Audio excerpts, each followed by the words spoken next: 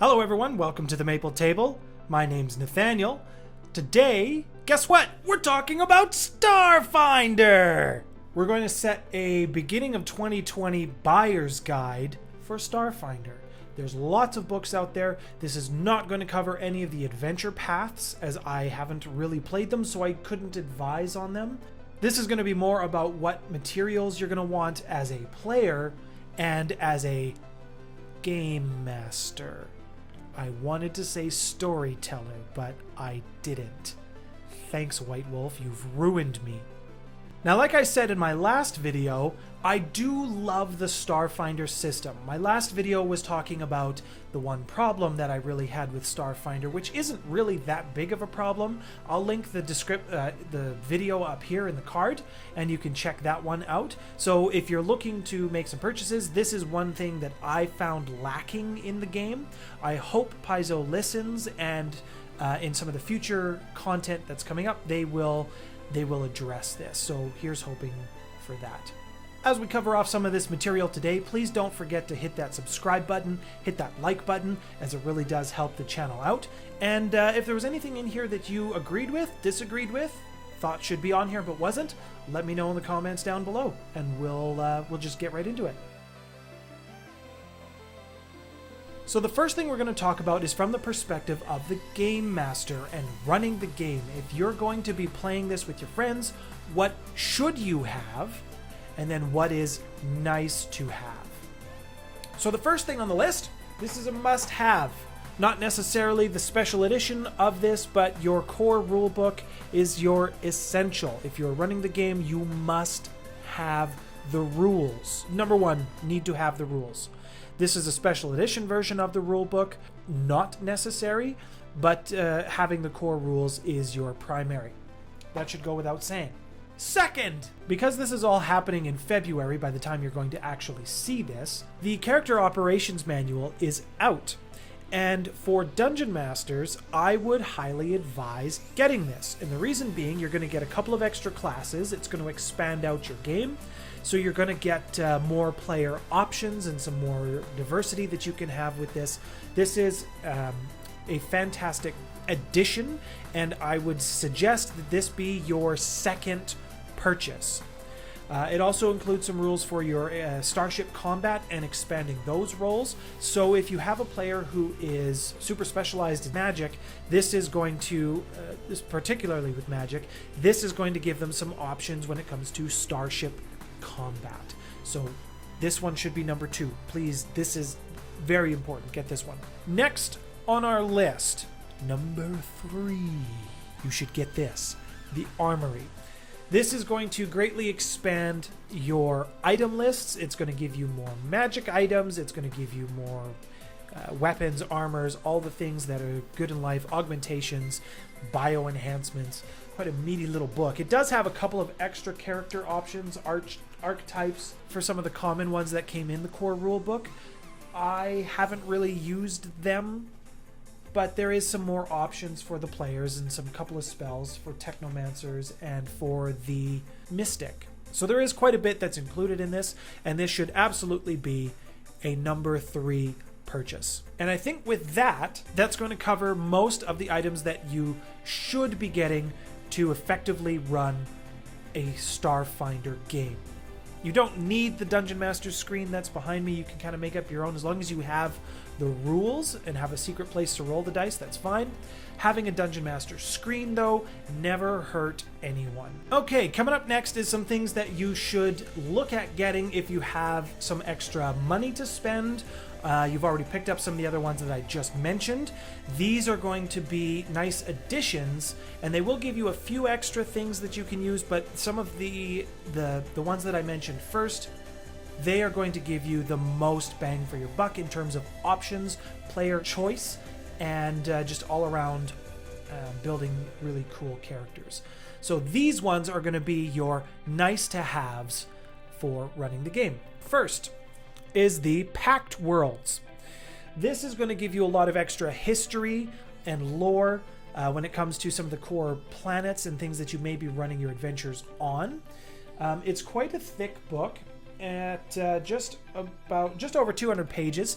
It does give quite a lot of history, some nice maps, important figures that you may want to throw into your games or your adventures. If you're running a homebrew, this is definitely going to be for you, because it's going to give you all of the information that you're going to need on any of the worlds. And there is actually a few more player options at the back of this book as well, with some more spells. Not a ton of options in here. Don't get it just because there is more player options. There is a couple of other archetypes that you can pick throughout this as well. They'd add a little bit more flavor. Nothing really jumps off the pages to me from this, but as far as lore goes and liking the history, this is definitely going to be a purchase that you should get if you have the extra cash to spend on it. And finally, that brings us to the monster manuals. Excuse me. Alien Archives. These are just fun little books. They are full of wonderful creatures. The art is fantastic in this.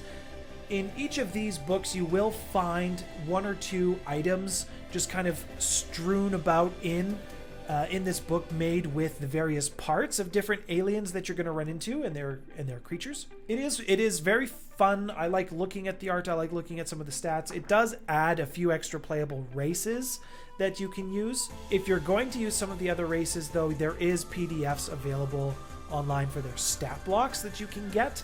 So it's not a necessity for your players, but it is a fun little addition. So currently, at the time of this video recording, there are 3 Alien Archives. Alien Archive 1, 2, and 3. I do not have 3 yet, but I will be picking that up. So this is number 1, this is number 2, and if I had 3, I would show you. Maybe I'll put a picture up here, and then you can have some extra options or other ideas to throw at your players, and they will be grateful for it. Like I said, not absolutely essential to have to run an adventure or even to homebrew something for yourself. It is good to get if you do have that extra cash to spend and are looking for something a little fun. One item that I will mention, there is a book coming out called Near Space, which I will probably put before the Alien Archives. I would put it there. It isn't out yet at the time of this recording, and I'm not expecting my copy till March or April of this year. It is going to cover some of the planets and the lore surrounding those of the non-pact worlds. So the pact worlds are the core worlds that have formed basically an alliance, and the Veskarium, which is where the Near Space is going to focus largely on, from what I can tell, have invaded the pact worlds, and they're at a bit of a, they've come up with some sort of truce or ceasefire right now. But it's going to be essentially a Pact Worlds version of lore and history for the Veskarium and planets that are further outside of the core system. So I think that's going to be a good purchase. I'm really looking forward to it, and you will probably see a review when I actually get my hands on my copy. So other than that, that's basically your buyer's guide for your Dungeon Master. I was going to say storyteller again. White Wolf, but yeah, that's it for the Dungeon Master. And finally, we have what you should be buying as a player. Now, this list won't be nearly as long as the Dungeon Master guide, because as a player, I don't feel that you should need a ton to play. Here's what I feel that you should need as a player. It's always good table etiquette to show up with your own core rulebook. I will just leave this here.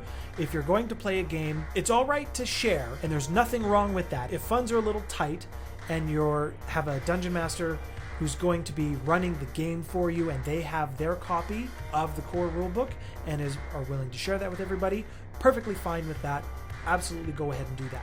But generally, if you can, it's a good idea to show up with your own copy of the rulebook, and that's just good table etiquette. So get yourself a copy of the core rulebook. You scrub.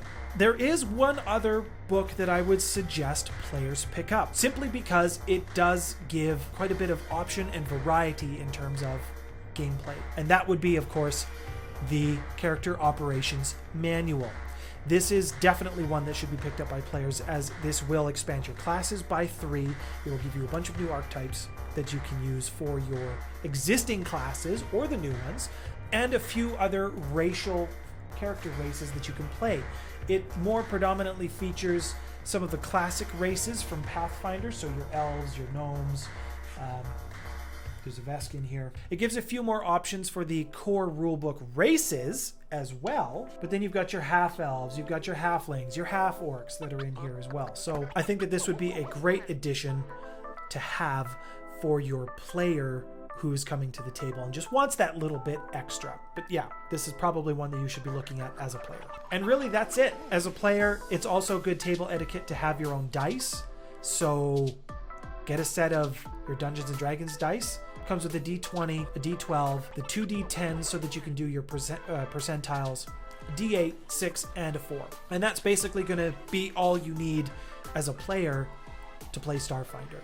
Is dice in the core rulebook. Those would be your primary, and then pick up the character operations manual second, because it's just nice to have.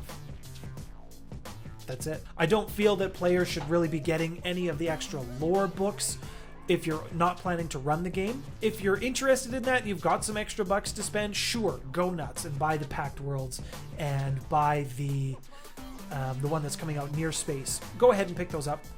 If you just are looking for something to do with money that's just sitting in your wallet, not many people have that problem, but it's not necessary as a player. So I think that those two, the character operations manual and the core rulebook, those are going to be your essentials, and make sure you have a set of dice. That's about it. That's all you need as a player. Don't make it anything fancy. Let me know in the comments down below what you thought of today's video, if there was any changes that you would make, or things that you found essential as a player or as a dungeon master that maybe I didn't rank up in order of importance, and we can have a discussion about it. Don't forget to hit that subscribe button, hit that like button, as it really does help my channel grow, which is what I'm really looking to do for 2020. And yeah, thanks for stopping by, everyone.